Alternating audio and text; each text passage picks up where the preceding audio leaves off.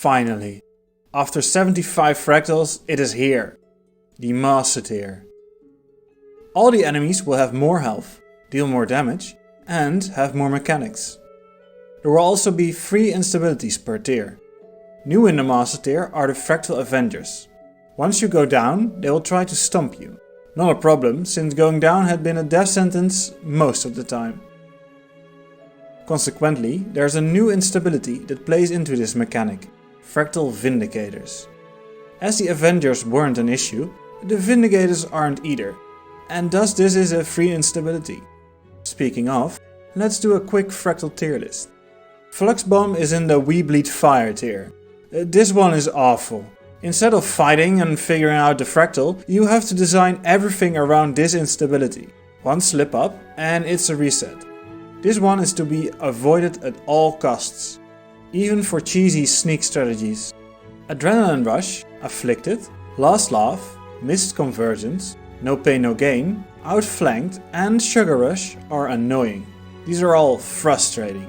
They give the enemy an unnecessary damage buff that usually comes out of nowhere. Some of them also make fractals last longer by buffing the enemy or restricting the play area. I try to avoid these if I can, but for some reason they also feel like the most popular instabilities. Fractal Vindicators, Social Awkwardness, Stick Together, Toxic Trail and Vengeance are mostly harmless. These do nothing or their effects are easily avoided. It's a nice gentle fractal with one of these. Boon Overload, Frailty, Hamstrung and Toxic Sickness are a positive. These instabilities provide a strong upside, even over their downside, if they have one. They provide something that would otherwise be a trait or a skill. At the start of the series I made several rules and exceptions.